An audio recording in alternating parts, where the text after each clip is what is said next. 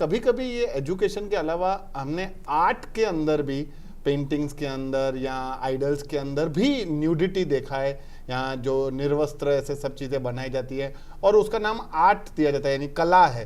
तो क्या वो भी पोर्नोग्राफी का पार्ट हो सकता है? नहीं, जैसे मैंने कहा कि उसके पीछे का उद्देश्य क्या है वो तय करता है कि वो पोर्नोग्राफी है या नहीं।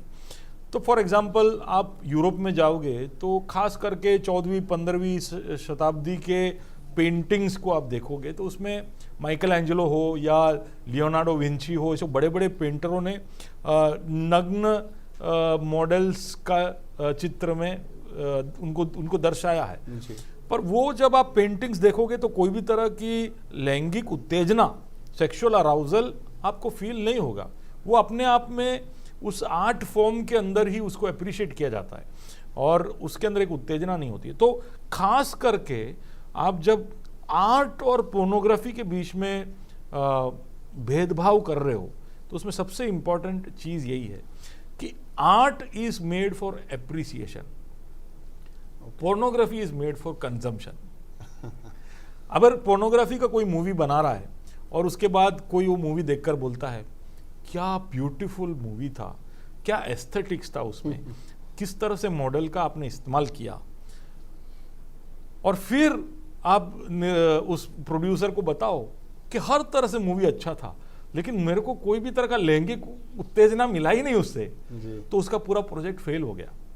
क्योंकि उसने पोर्नोग्राफी मूवी क्रिटिक रिव्यू के लिए, वो मॉडल की सुंदरता के लिए, उसके डायरेक्शन के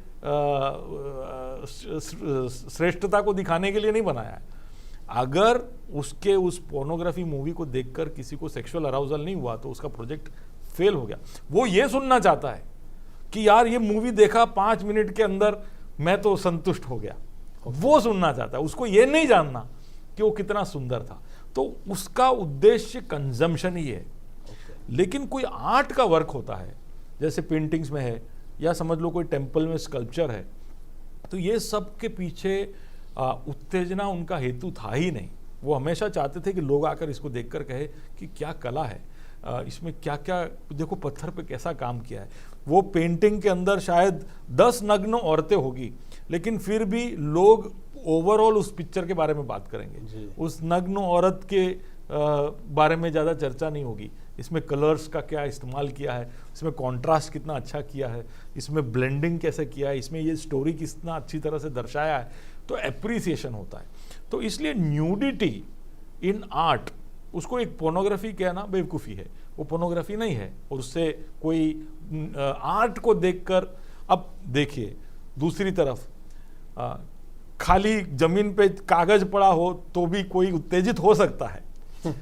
यानी कोई भी चीज का कोई भी मतलब निकाल कर फिर तुम उसके ऊपर दोष लगा सकते हो। लेकिन मैं जब एक साधारण व्यू में नॉर्मल लोग आर्ट को देखकर उसमें पोर्नोग्राफी का वाला जो फीलिंग है, अभी आर्ट के अंदर फॉर समझ लो आज कोई न्यूड आर्ट बना रहा है तो उसमें कोई न्यूड मॉडल सामने है जी। तो न्यूड मॉडल अपना शरीर को नग्न रूप में दिखा रहा है लेकिन वो ऐसा कुछ नहीं कर रहा है जिससे उत्तेजना हो, इवन पिक्चर हो या वीडियो भी हो।